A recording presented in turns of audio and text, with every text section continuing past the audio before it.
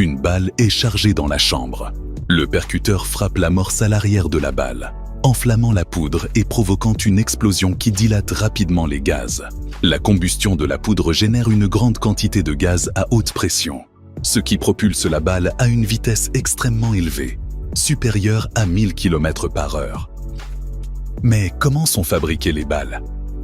Dans cette vidéo, nous allons explorer le processus de fabrication des munitions à une échelle impressionnante. Le processus de fabrication d'une balle commence par l'arrivée de grandes bobines de laiton, un alliage de cuivre et de zinc qui combine résistance et malléabilité, le rendant idéal pour produire des douilles de munitions. Depuis le 19e siècle, le laiton est utilisé dans cette industrie en raison de sa résistance à la corrosion, ce qui améliore la précision et la fiabilité des balles. 6 bobines, souvent longues de plusieurs mètres et pesant des centaines de kilogrammes, permettent une production continue et efficace. Une fois reçues, les bobines sont placées dans des machines de déroulage qui alimentent le matériau dans les étapes suivantes du processus de fabrication. Il est crucial de maintenir une tension constante pendant le déroulage pour éviter la déformation ou l'étirement irrégulier du matériau. Les bandes de laiton déroulées sont envoyées vers des presses de découpe, où elles sont découpées en disques circulaires appelés ébauches. Chaque disque doit avoir un diamètre précis pour garantir que la douille résultante respecte les dimensions requises, avec une précision mesurée en micromètres. Le laiton restant du processus de découpe est collecté et recyclé, revenant au début du processus pour être réutilisé, minimisant ainsi les déchets. Une fois découpés, les disques de laiton subissent un lavage chimique pour éliminer toute trace d'huile, de poussière ou de contaminants résiduels du processus de découpe. Après le lavage, les disques sont soigneusement séchés pour les préparer à l'étape suivante. La deuxième étape de la fabrication des balles consiste à transformer ces disques en douilles par un processus appelé étirage et formage. Les disques sont introduits dans une presse d'étirage qui les allonge en cylindre. Ce processus se fait en plusieurs étapes pour éviter que le matériau ne se casse ou ne s'affaiblisse. En général, l'étirage se fait en 3 étapes. À chaque étape, le cylindre est progressivement étiré et allongé jusqu'à atteindre la longueur et l'épaisseur souhaitées. Pendant ce processus, la bouche et le col de la douille, où le projectile sera inséré, sont façonnés pour assurer un ajustement parfait et une pression adéquate lors de l'utilisation de la balle.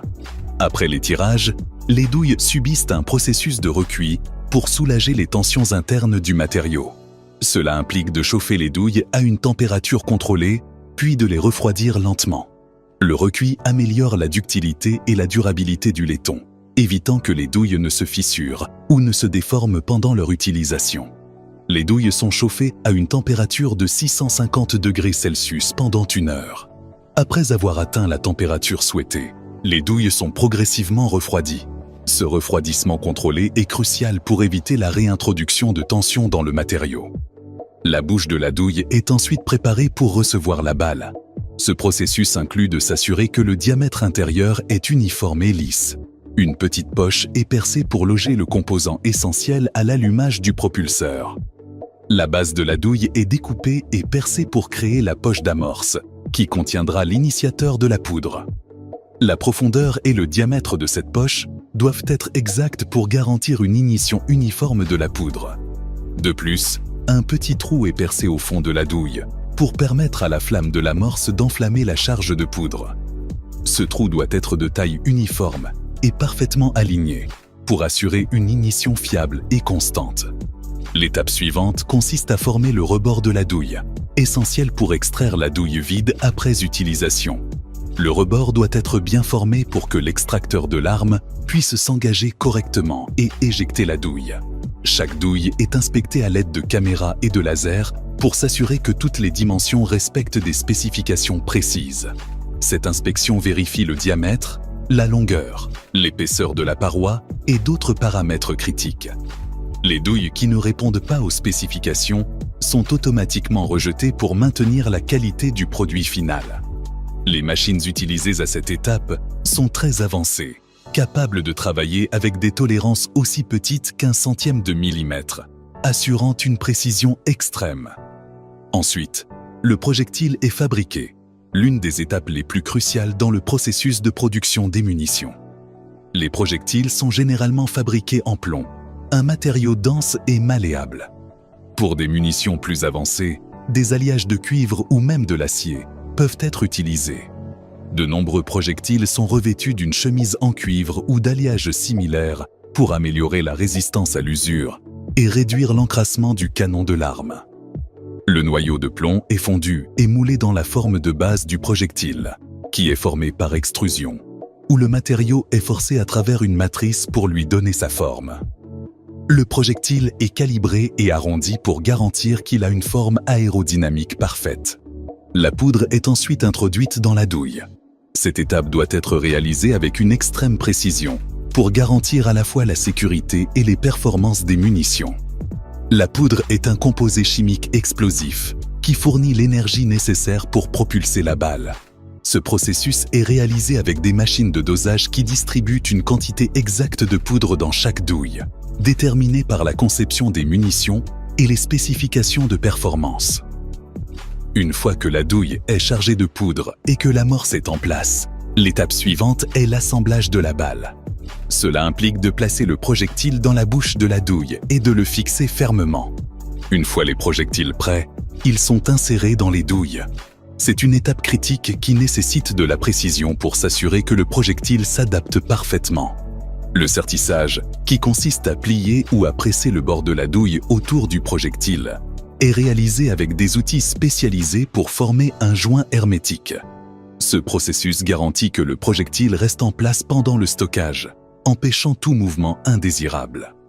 Après l'assemblage, chaque balle subit une inspection visuelle pour vérifier l'intégrité de l'assemblage et détecter tout défaut visible. Les balles qui ne répondent pas aux normes de qualité sont retirées du processus. Par la suite, les balles assemblées sont soumises à un contrôle de qualité rigoureux pour s'assurer qu'elles répondent aux normes de performance, de sécurité et de fiabilité. Cette étape est essentielle pour identifier et corriger tout défaut avant que les munitions ne quittent l'usine. Le poids et les dimensions de chaque balle sont vérifiés avec précision, car toute déviation significative pourrait affecter la précision et les performances. Chaque balle est inspectée visuellement pour détecter des défauts de surface, tels que des fissures, des bosses ou des irrégularités dans le revêtement. Il est vérifié que le sertissage a été correctement réalisé et que le projectile est solidement fixé dans la douille. Une fois que les balles ont été minutieusement inspectées, elles sont emballées dans des boîtes appropriées pour les protéger pendant le stockage et le transport. Une fois emballées et étiquetées, elles sont stockées dans des entrepôts sécurisés et contrôlées pour garantir leur intégrité et leur sécurité. Les balles sont alors prêtes à être distribuées aux clients finaux, que ce soit par l'intermédiaire de distributeurs ou de détaillants pour la vente en gros, ou directement aux utilisateurs finaux, via des services de messagerie ou des entreprises de transport. Dans le cas des munitions militaires, elles sont distribuées par des canaux spécifiques pour être utilisées par les forces armées.